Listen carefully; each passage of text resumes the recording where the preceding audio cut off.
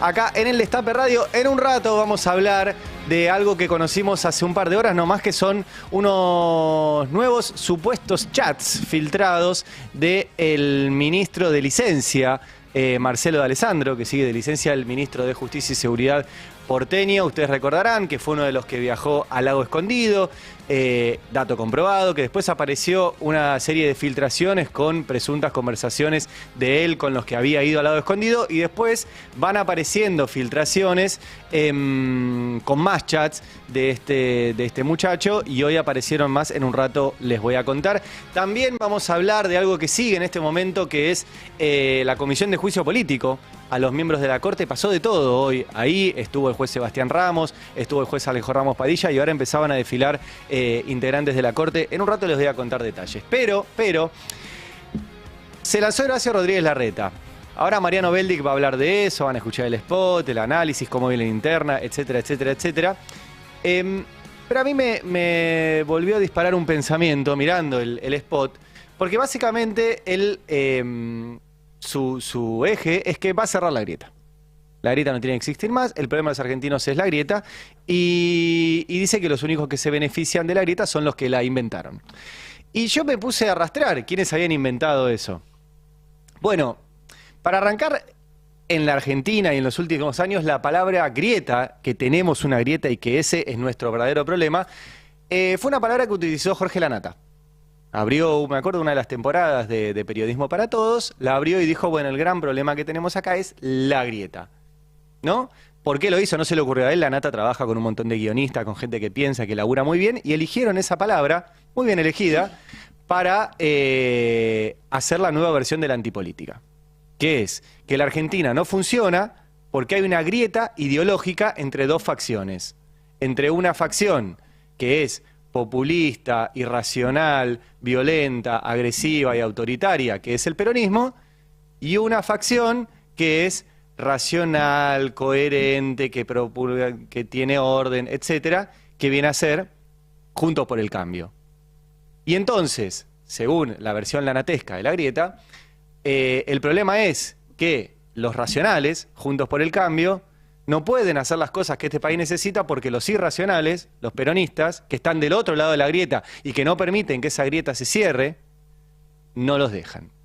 Esa es la versión actual de la grieta, y es lo que han, por el poder mediático que tienen, logrado instalar de que el problema de la Argentina es esa grieta. Ahora, la idea de la grieta es vieja como pocas ideas. Digo, ya Maquiavelo en el siglo XVI hablaba de que el gran problema que había en las ciudades eran los conflictos entre los grandes y el pueblo.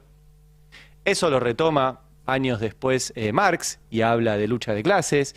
Y puedo seguir largo y tendido con la cuestión no de la grieta, sino del conflicto, que es el gran tema de la ciencia política en los últimos 20 siglos. No en los últimos 20 minutos, no en los últimos 20 años, en los últimos 20 siglos. O sea, de Platón para acá se discute que hay conflicto. Ahora, hay unos que plantean que ese conflicto hay que anularlo, y otros que plantean que hay que ver qué es lo que está en conflicto y reivindicar ese conflicto. Y de ahí nace, por ejemplo, la idea de la lucha de clases. Ahora, ustedes estarán escuchando y dicen, che, qué viejo eso de la lucha de clases, ya nadie habla de eso, sos comunista, el muro de Berlín se cayó en el 89, ya está, no hay más lucha de clases. Bueno, hay un empresario norteamericano que se llama Warren Buffett, que es uno de los empresarios más ricos del mundo, que dice, la lucha de clases sigue existiendo, pero la mía va ganando. ¿Y qué tiene que ver todo esto con la cuestión de la grieta? Cuando hablan de la grieta ideológica y que el problema de la Argentina es que hay una grieta entre los racionales y los irracionales, o sea, entre la derecha y el peronismo, y el problema es que el peronismo no deja cerrarla, lo que están haciendo al hablar de esa grieta es encubrir la grieta real.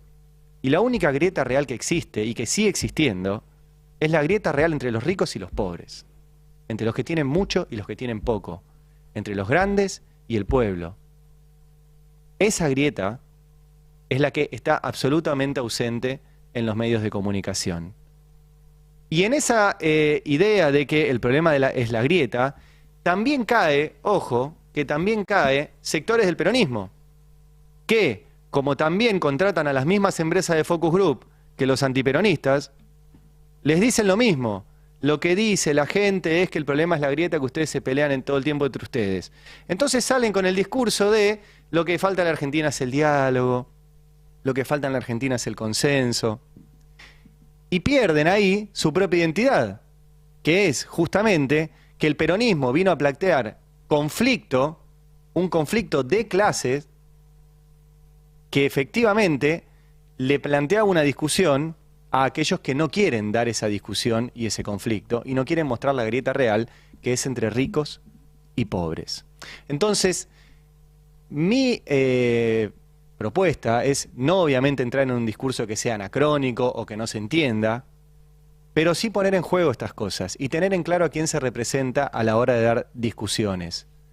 Lo escuchaba el otro día a Navarro decir que la propia Cristina reconoció como autocrítica, de que ella había hecho que los empresarios ganaran mucho dinero, pero se había llevado mal con los empresarios.